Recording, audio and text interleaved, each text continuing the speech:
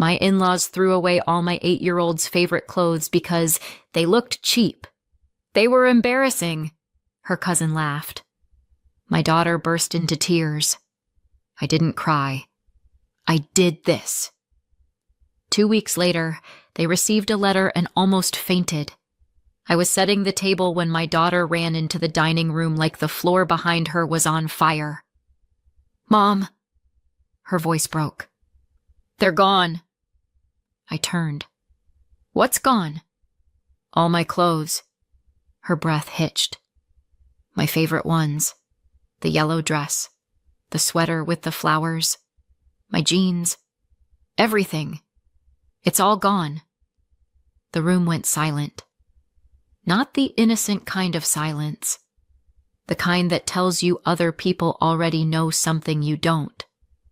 My in-laws looked up from their plates with the kind of smiles you only see on people who think they've done something noble. And sitting next to them, swinging her sparkly shoes under the table, was the girl who had been trained since birth to believe she was the sun.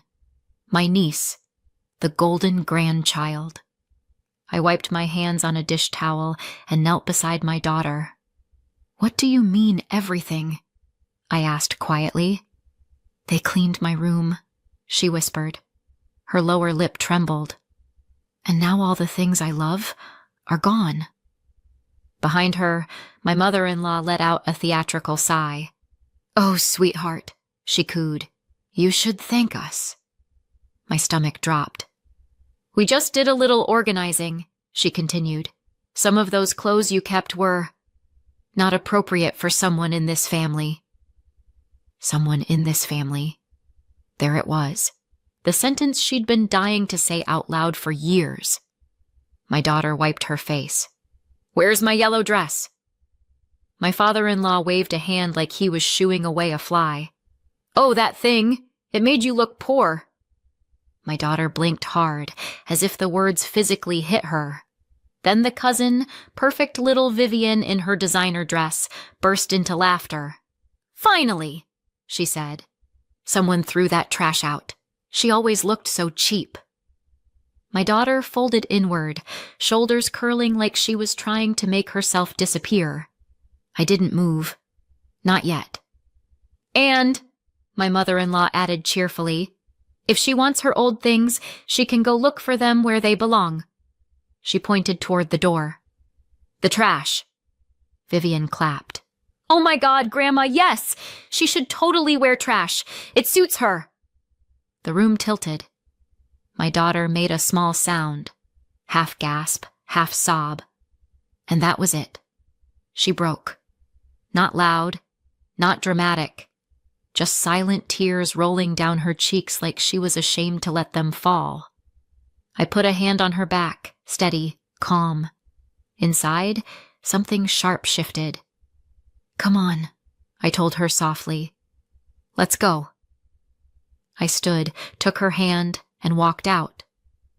I didn't look at the people who called themselves family. Not when they murmured fake sympathy. Not when they called after me, acting confused. Not when the cousin giggled, "Oops." Back in her room, Nina sobbed into my shirt. "Maybe they're right," she whispered. "Maybe I looked bad. Maybe I don't fit here." I felt something cold settle in my chest. "No," I said. "You looked perfect. And you fit exactly where you belong. With me." She sniffed, trying to breathe. I brushed her hair back. "Do you want us to stay in this house?" I asked softly. "Or do you want us to leave?" She didn't hesitate. "Leave." So we did. We packed quickly. Whatever clothes they hadn't touched, whatever belongings mattered to her, whatever dignity we had left. Her father wasn't home. He wasn't even in the state. So it was just us. We walked down the hallway with our bags, past the polished floors and the expensive furniture, and the people who'd spent years reminding us neither of us belonged there. My mother-in-law was waiting in the foyer, lips pulled into a smile that didn't reach her eyes. "Where will you go, darling?" she asked. "You don't have money for this kind of drama." My father-in-law chuckled. Without us, you're nothing. Vivian smirked. Bye, cheap girl. I didn't answer. Not one word. I opened the door, stepped out into the night, and let it slam behind me. The air outside felt like freedom. They thought they knew who I was. They thought they knew what I had. They thought I was powerless. They had no idea. 2 weeks later, they received a letter, and almost fainted. When people ask how I ended up living with my in-laws, I always want to tell them the truth. One bad decision at a time. But it started long before that. It started with me, Natalie, the girl who grew up with big dreams and a bank account so small it could have doubled as a rounding error. I wasn't raised in a bad family, just a tired one. My mom worked in a clinic. My dad worked nights. Bills always showed up faster than the paychecks did, so I learned early that if I wanted anything in this world, not even the big things, just textbooks that didn't smell like mildew, I had to get it myself. I studied like my life depended on it. Maybe it did. I worked evenings, weekends, every holiday shift no one else wanted.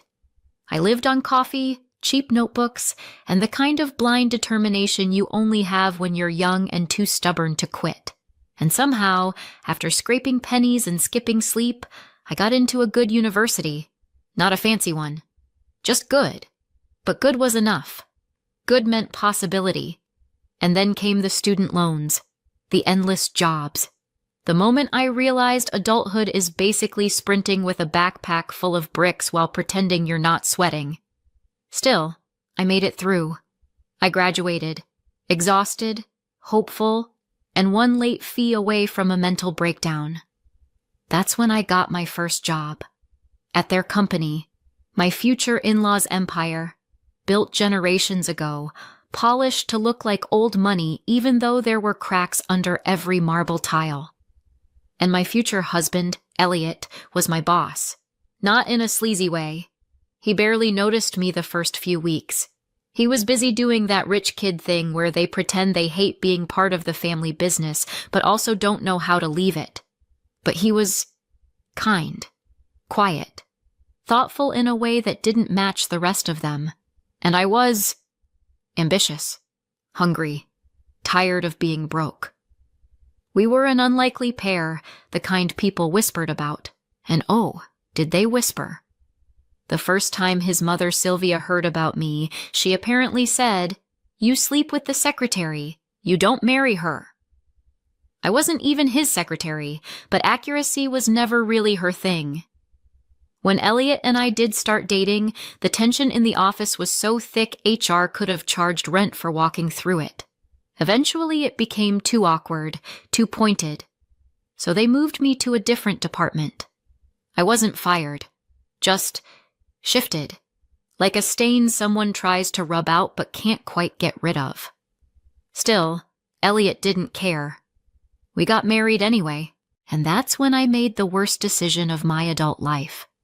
I moved into his parents' house. Look, I had reasons, real ones, saving money before starting our own place, trying to build a family connection, believing people would warm up to me. I was adorable back then, in the way naive people always are. Because from the moment I carried my suitcase across their threshold, I stopped being a person. I became an inconvenience, a reminder that their son had married down. They commented on everything. My clothes? Cheap. My food? Strange. My background? Well, she did come from nothing. My voice? Loud. Every day was a new reminder that I wasn't truly part of their family. Not really. Not in the way that counted to them. And when Nina was born, things got worse. She became the second-class child the moment she took her first breath, because there was already a chosen one. Vivian. My sister-in-law Monique's daughter. Designer dresses, private dance lessons, teeth so white they practically glowed in the dark.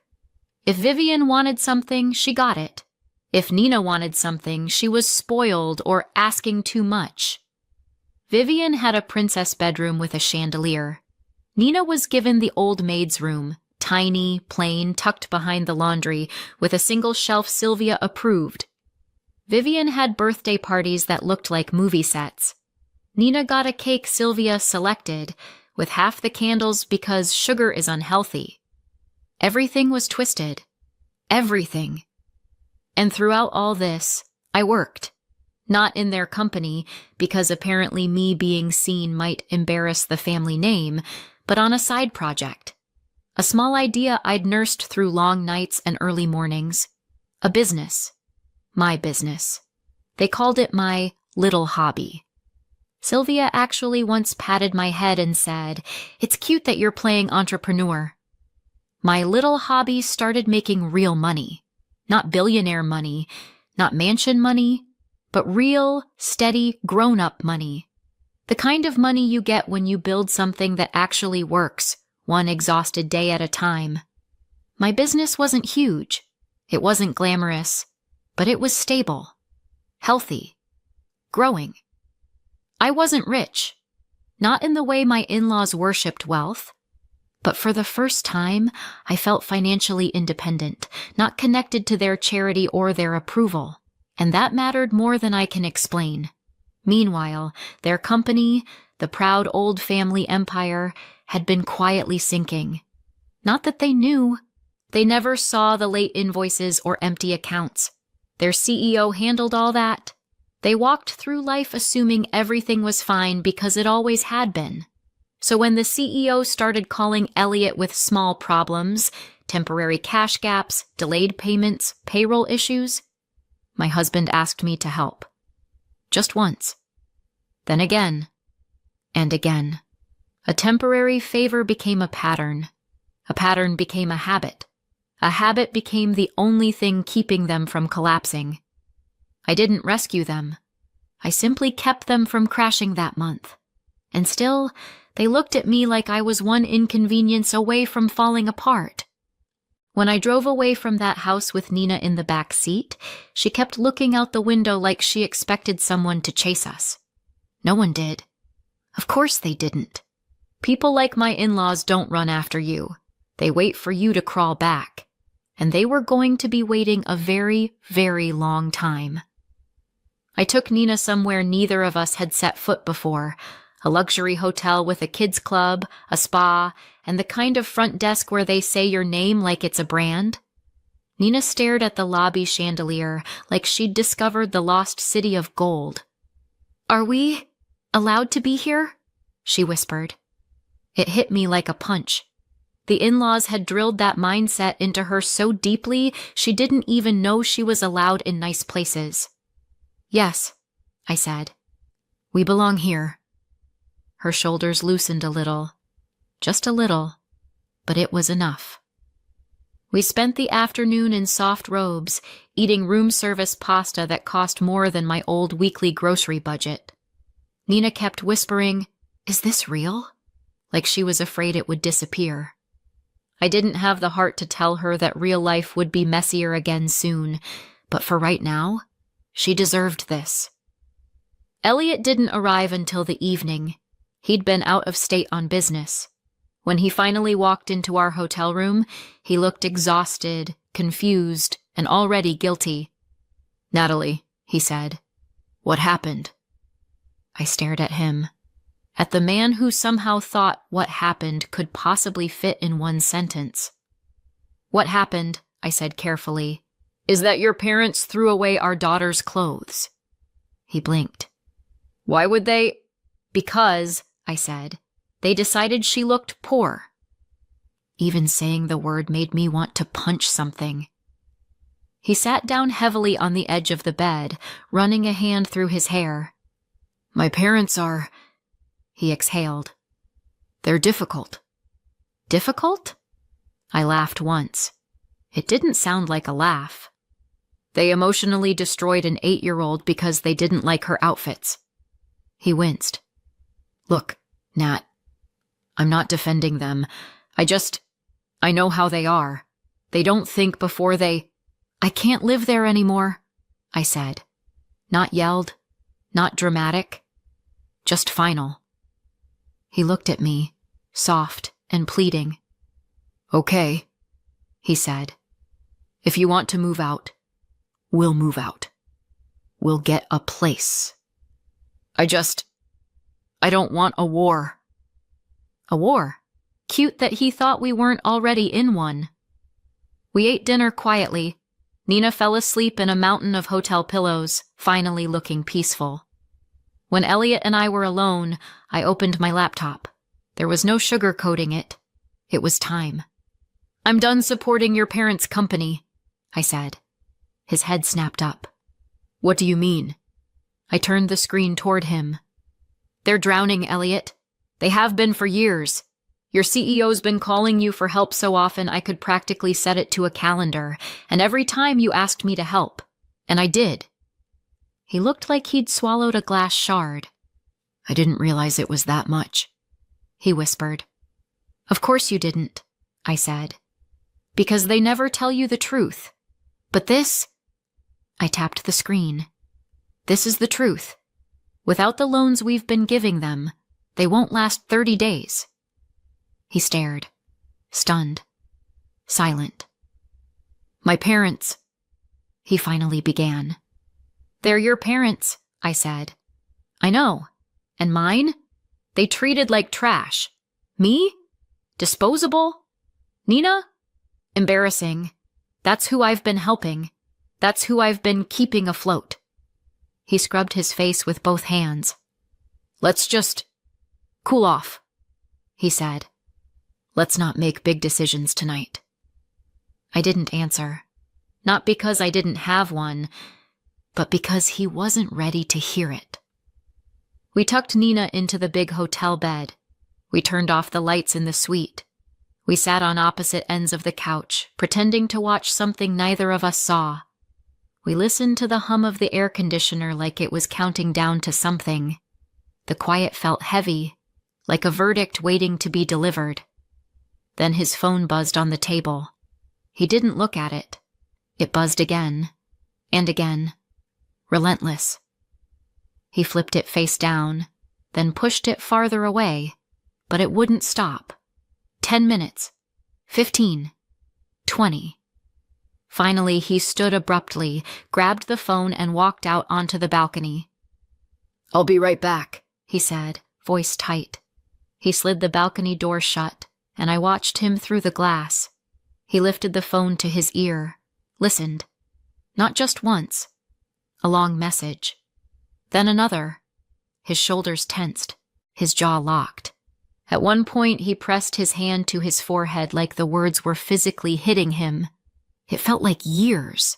When he came back inside, he didn't sit down. He didn't speak. His face was different. Not tired. Not conflicted. Not unsure. Something inside him had broken cleanly, decisively. He stood there for a moment, breathing hard. Let's do it, he said. My heart kicked. Do what? I whispered. He swallowed.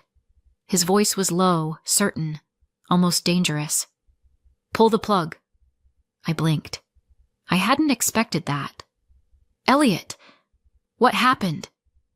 He turned the phone around.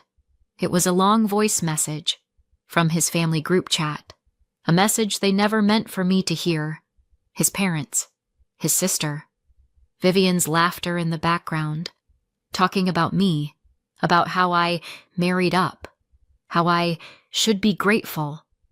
They ever tolerated me, how I was pathetic and using Elliot's money, how Nina was weak like her mother, how they let us live in their house, how they allowed Nina to attend their family school, how I was lucky to have access to real money at all, and then the final blow. She thinks she can leave? She'll come crawling back. She's nothing without us. Something inside Elliot cracked clean in half. He handed me the phone like it burned him.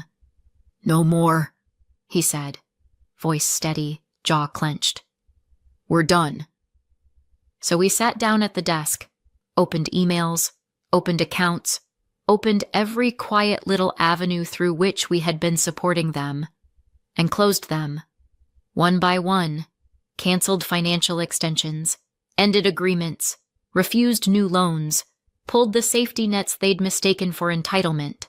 We didn't yell. We didn't rant. We didn't smear their names. We just stopped. And the silence of that choice was louder than anything we could have said. Elliot leaned back, exhaling like he'd finally surfaced after years underwater. I should have stood up sooner, he said quietly. I put a hand over his. You're standing now. He nodded, eyes dark. They're going to lose it, he said. Oh, I replied. I'm counting on it. But we had no idea. No idea how fast the fallout would hit. No idea how ugly they would get. No idea what they were prepared to do next. All we knew was this. We'd lit the match, and the fire was coming. It's funny how silence can feel like a threat. For months, that's all we got from Sylvia and Charles. Silence so heavy it felt like it had a pulse. Not a single call to ask where Nina was. Not a text to check whether we were still alive. Not a message to Elliot saying they missed us. Just nothing. Which would have been peaceful if I didn't know them so well. Silence from people like them isn't peace. It's plotting, and right around the time I started to think they'd maybe crawled into a hole made of their own bitterness, Elliot got a call. Not from his parents, from Mr. Kessler, a man who had been their family friend, lawyer, and unofficial emotional janitor for at least 2 generations. He never called us. That alone set my alarm bells off. Elliot put the phone on speaker, and the man's voice boomed through the kitchen like he was announcing a funeral. Elliot, Natalie, we need to talk. I looked up from the sink. Elliot mouthed, "Told you." What about? Elliot asked. A long sigh on the other end. I'm hoping we can meet today, Mr. Kessler said. In person. In person means bad. Lawyer in person means catastrophic. Nina was coloring at the table, humming softly to herself. A sound that still made my heart ache because it used to be so rare. Can you tell us what's going on? Elliot pressed. Another long pause. It's your parents, Mr. Kessler said. You should hear this from me, not from outside sources. Outside sources? What were they? A political scandal? Can we talk at your place? He added. I'd prefer that. Elliot hung up and looked at me. They're in trouble, I said. He nodded. Big trouble. By the time Mr. Kessler arrived, clipboard in hand, sweat on his forehead, he looked 10 years older. He sat down, tugged at his collar like it was trying to strangle him, and said, They're going to lose the company. Elliot inhaled sharply. I stayed quiet. The debts, the unpaid invoices, the outstanding loans. His voice shook. The CEO has been doing everything he can, Mr. Kessler continued, but without the financial support. He stopped, shifted uncomfortably, then glanced at me. The financial support you were providing, they simply can't cover basic operating expenses. Nina looked up from her coloring book. Operating what? Bills, I said. Meaning payroll, suppliers, the electric bill, their fancy office with the espresso machine.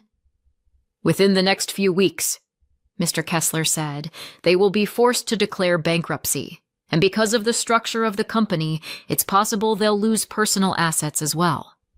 He looked at Elliot. I don't believe your parents fully understand that. Of course they didn't. They never understood anything unless it sparkled. I'm here, Mr. Kessler said, because they asked me to speak on their behalf. Of course they did. What do they want? I asked. To restore your arrangement, he said. I raised a brow. My arrangement? He winced. Your financial support. Ah, so that's what the sweet tone was for. They didn't disappear out of heartbreak. They disappeared because they needed time to rehearse their performance. Elliot folded his arms. They treated my wife and daughter horribly, he said. Why would we help them? Mr. Kessler closed his eyes briefly, like the headache was spreading. Because this company has been in your family for generations, he said. It was built by your great-grandfather. Your parents believe it would be a tragedy to see it end. Then they should have treated it better, I said.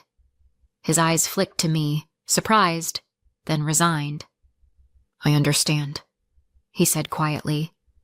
Truly, but I'm asking you to consider them as family.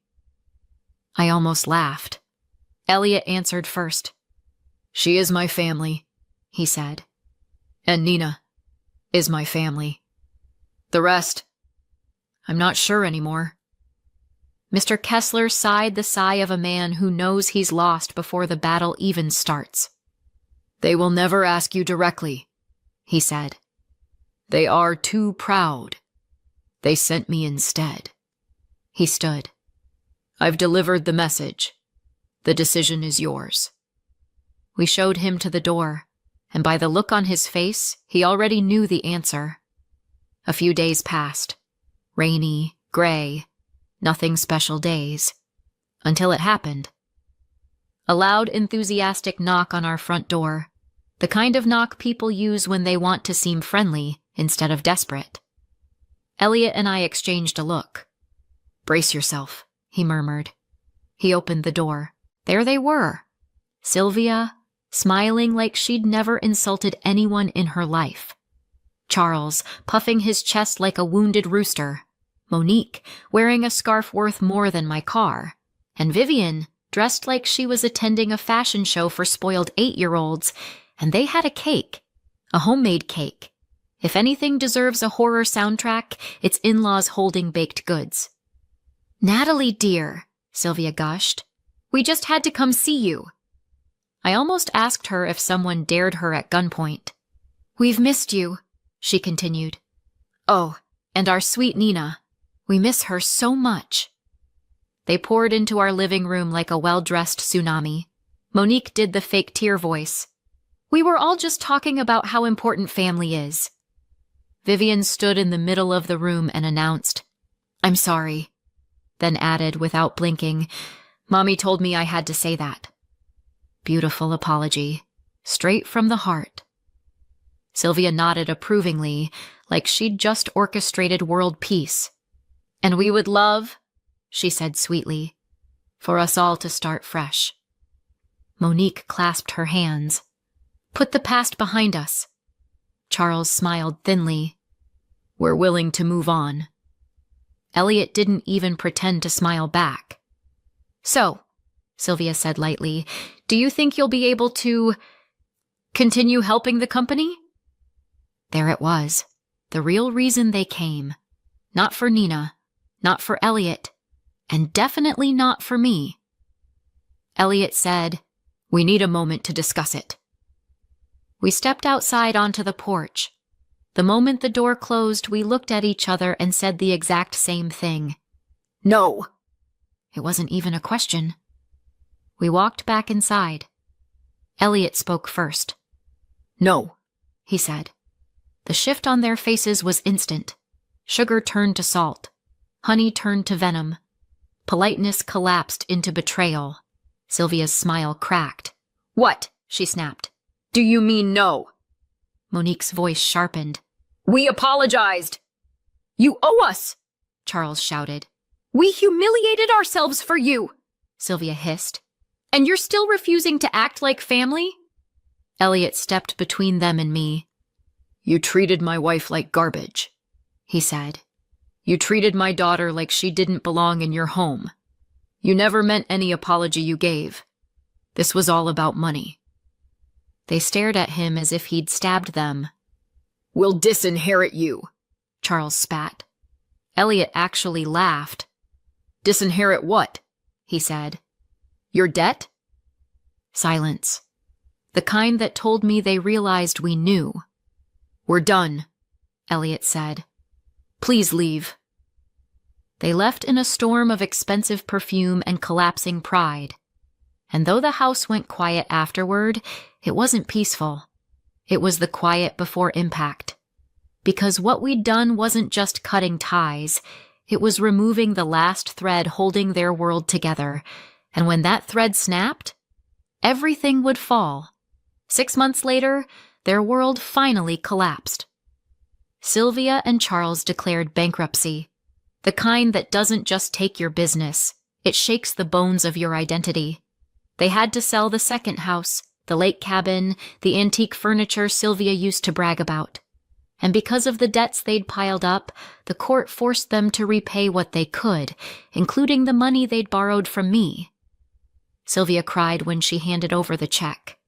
Not because she was sorry, because it hurt. Vivian now goes to public school.